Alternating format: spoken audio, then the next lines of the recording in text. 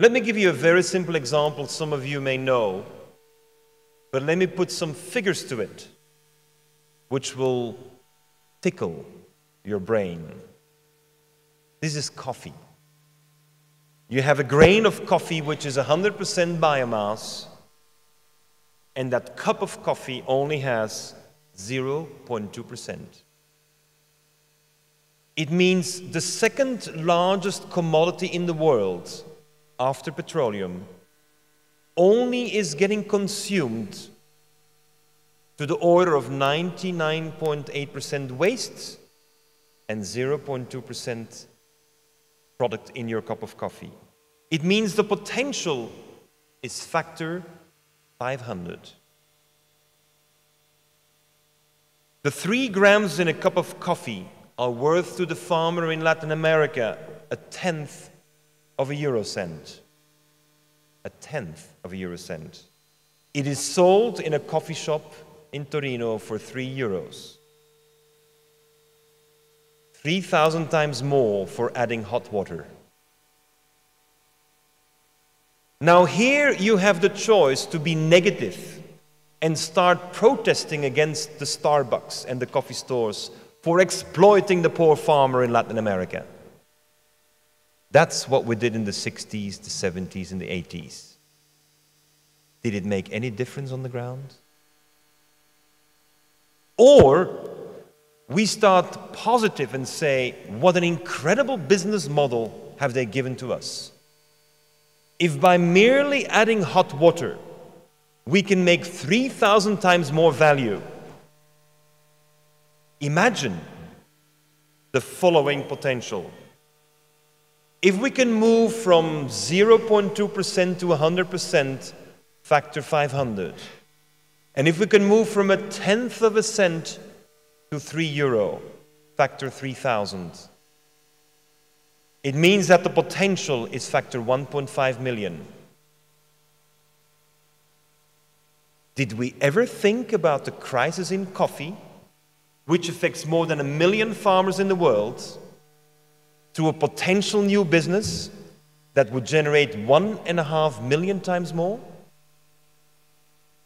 The crisis is not coffee.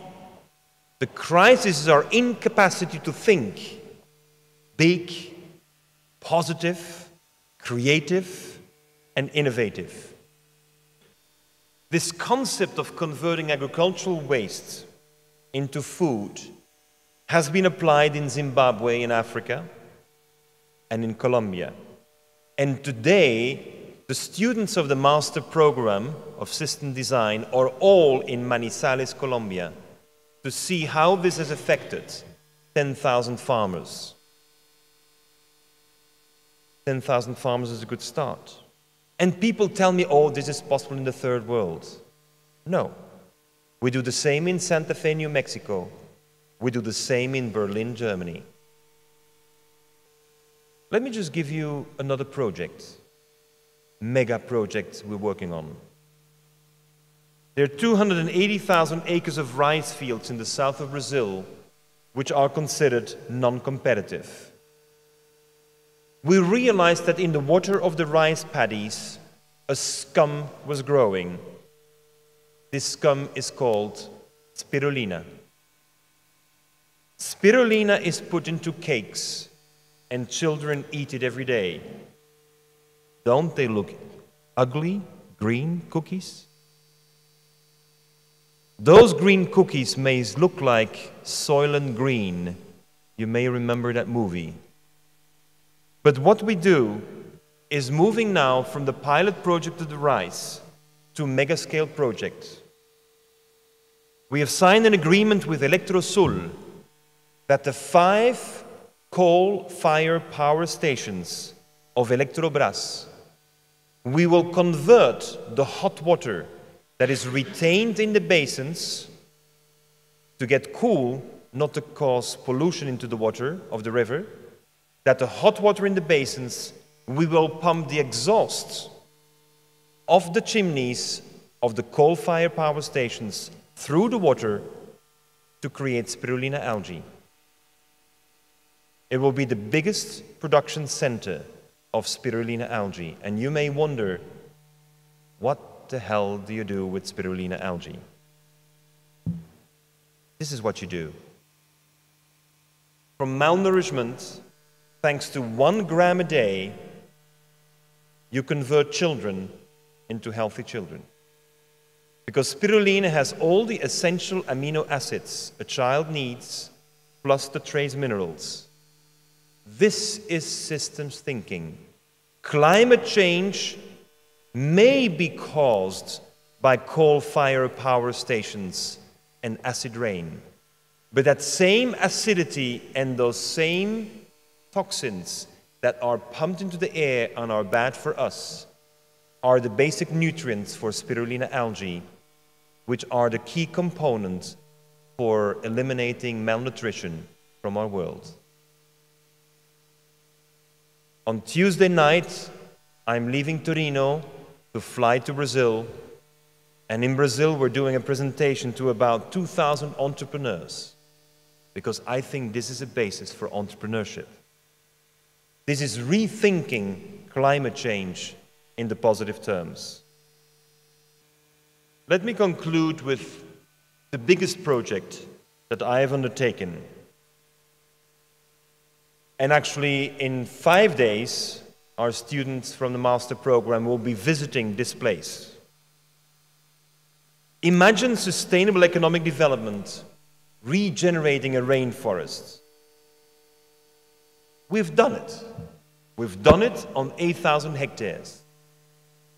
It took us 22 years and $8 million to pioneer the regeneration of rainforests.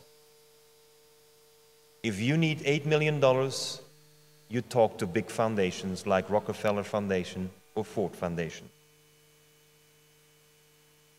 A couple of weeks ago, we signed the financing for $327 million.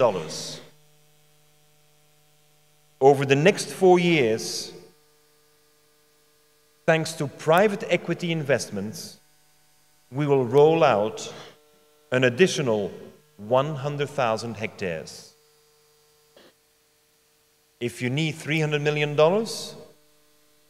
you go to the private equity market. Our goal is to raise $12 billion. That you can only get from the capital market. So that over 25 years, we can create 50, 60 centers where we're regenerating the rainforests.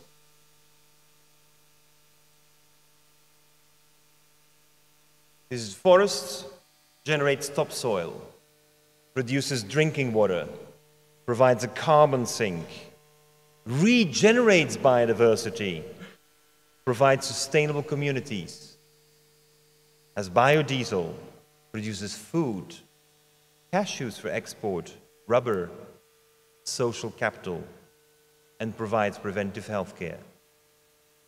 1 hectare of this land was valued 22 years ago, €1. Today, the hectare is valued on the basis of the revenue it generates €3,000. Over 22 years, this is a better return than if you would have invested in Microsoft. Microsoft only gives you a 2,700 times return. Ours gives more than 3,000 times return. Beating Microsoft over a 22-year time track is not bad. System design beats Microsoft on the stock exchange.